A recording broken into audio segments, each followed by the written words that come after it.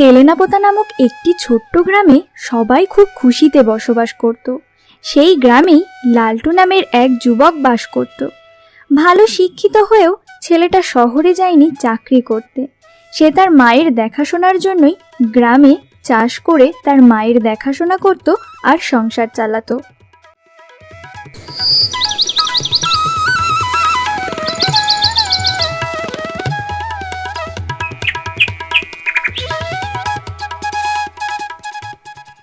ও মা, রান্না করেছো? না রে বাবা, মাথাটা খুব ঘোরাচ্ছে, তাই আজকে আর রান্না করে উঠতে পারিনি।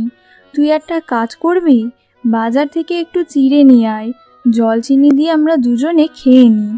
ওরে মা, না না, সেটার কোনো দরকার নেই। আজ আমি রান্না করছি। যখন আমি শহরে ছিলাম তখন তো আমি রান্না বান্না করতাম। তুমি শুধু বলো কি খাবে। আমার শোনা বাবা, তুই তুই একটু তাহলে সিদ্ধ ভাত কর, আমরা দুজন মিলে খেয়ে নিই। না না, শুধু আলু সিদ্ধ দিয়ে ভাত করব কেন? এক কাজ করি, আলু সিদ্ধ, ডাল আর ডিম ভাজি, তাহলে হবে তো মা? আরে বাবা, হবে হবে, যা তাড়াতাড়ি কর, তোর তো আবার মাঠে যেতে হবে। হ্যাঁ হ্যাঁ, যাচ্ছি যাচ্ছি।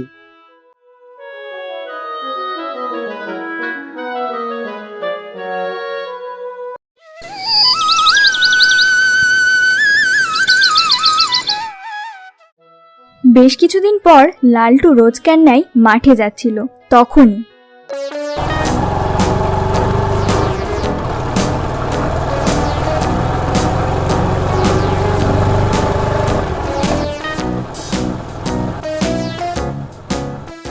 ওই লালটু, কি রে, কেমন আছিস বল? দেখ কি সুন্দর বাইক কিনেছি। এখন আমি দুবাইতে থাকি, 1,00,000 টাকা মাইনে পাই। আর তুই সারা জীবন ফার্স্ট বয় হয়েও এই গ্রামেই পচে পচে চাষ করছিস। সি সি সি সি, ছোটবেলায় তোর দেখে বাবা অনেক উল্টো পাল্টা কথা বলেছে পড়াশোনা করতাম না বলে, আর এখন আমার কথায় ওঠে আর বসে। আমায় নিয়ে এখন কত গর্ব। শোন ভাই, আমার টাকা পয়সা গাড়ি সবই ভালো লাগে। যখন কলেজে পড়তাম তখন গাড়ি কেনার শখও ছিল। আমি চাইলে তোর থেকেও 3 গুণ টাকা ইনকাম করতে পারি, কিন্তু আমার মাকে দেখে শুনে রাখার জন্য আমি মার সাথেই আছি। আর মা এই গ্রাম ছেড়ে যেতে চায় না বলে আমিও আর কোথাও যাই না, এখানেই থাকি। সেসব ঠিক আছে রে, গাড়িটা একটু চালাবি নাকি? হ্যাঁ ভাই, দে একটু চালাই। পট পট, এখান থেকে পট, এই গ্রামে পচে মর তুই। অত গাড়ি চালানোর শখ কিসের, হ্যাঁ?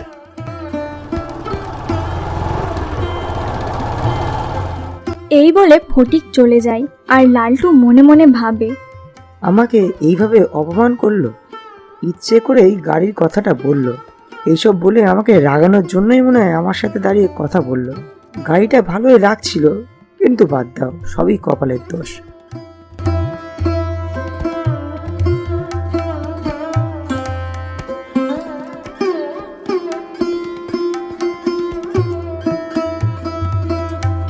বাড়িতে গিয়ে আজকে ঘটে যাওয়া সমস্ত ঘটনা সে তার মাকে জানায়। আজকে আমার জন্য তোকে এসব কথা শুনতে হচ্ছে রে লালটু, তুই আমার চিন্তা ছেড়ে দে বাবা, যা শহরে গিয়ে কাজ কর। না না মা, তোমায় এসব নিয়ে ভাবতে হবে না। আমি এখানে ভালোই আছি। আর শহরের ওই দূষিত হাওয়ার থেকে আমার গ্রামে এখানে অনেক ভালো। আমরা কি এখানে অসুখে আছি বলো? কিন্তু তোর সব শখ, ইচ্ছা, শৌখিনতা, সেগুলোর কি হবে বাবা? আর আমি যদি তোর সাথে শহরে যেতে পারতাম তাহলে তো হতো, কিন্তু আমি তো এই গ্রাম ছেড়ে থাকতে পারবো না রে। আরে মা, বললাম তো, তুমি ওসব বাদ দাও। আমরা সারা জীবন এখানেই থাকবো। চলো খেতে যাই তো। হ্যাঁ বাবা, চল।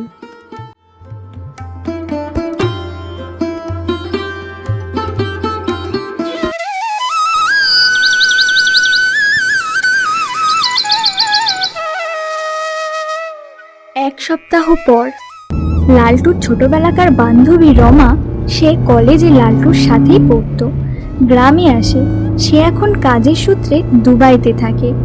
এখন বড় কোম্পানিতে সফটওয়্যার ইঞ্জিনিয়ারের কাজ করে সে। সে গ্রামে এসে আগেই চলে আসে লালটুর সাথে দেখা করতে। কাকিমা, ও কাকিমা, কোথায় তুমি? বাইরে এসো। আসছি, দাঁড়ান। এখন আবার কি এলো?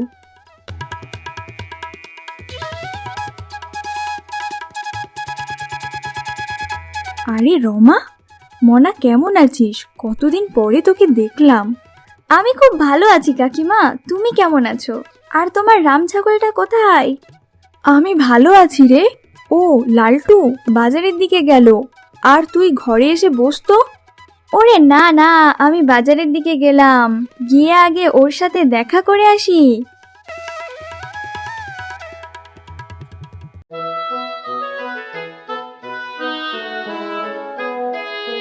আরে রাম ছাগল, কেমন আছিস? আরে রমা, কবে আসলি? কেমন আছিস তুই?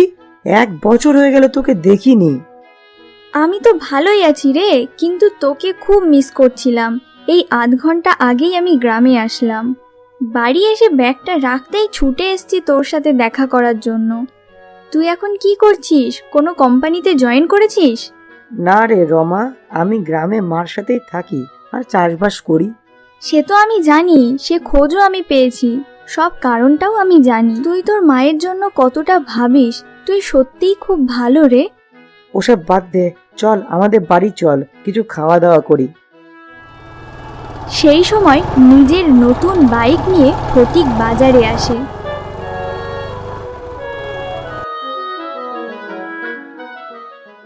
এই রমা, ফটিকও তো দুবাইতেই থাকে, অনেক টাকাও ইনকাম করে, তাই আগের দিন আমাকে অনেক শুনিয়েছেও। কেন রে, কি বলেছে তোকে?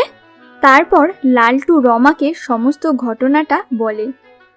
ওর এত বড় সাহস! দাঁড়া, ওকে দেখাচ্ছি মজা। চল, তুই আমার সাথে চল।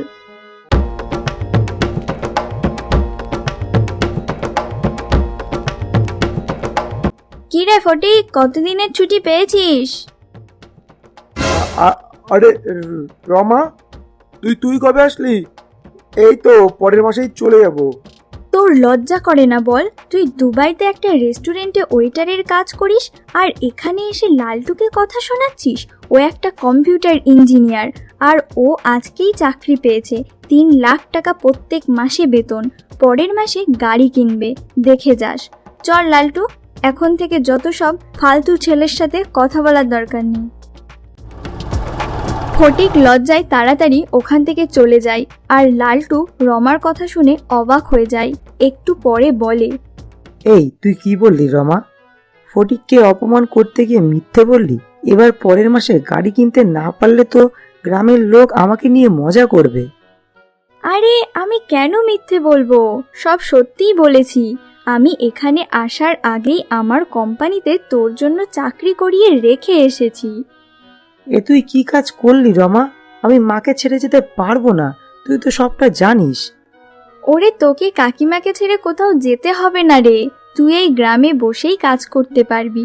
আমিও এই গ্রামে বসেই তোর সাথেই কাজ করব, ওই দুবাইয়ের কোম্পানির হয়ে। বেতন 3 লাখ টাকা প্রতি মাসে। এই গ্রামে আমাদের জন্য একটা অফিস থাকবে, যেখানে ইনভার্টার, কম্পিউটার আর ব্রড ব্যাংকিংয়ের কানেকশন থাকবে, যেখানে আমাদের কাজ করতে কোনো অসুবিধা হবে না। আমি আর তুই দুজনে একসাথে সারা জীবন কাজ করতে পারবো এই গ্রামে বসেই। তুই সত্যি বলছিস রমা? এটা সত্যি? আমি বিশ্বাস করতে পারছি না। তোর আর বিশ্বাস করতে হবে না, চল কাকিমাকে গিয়ে খবরটা দিয়ে আসি।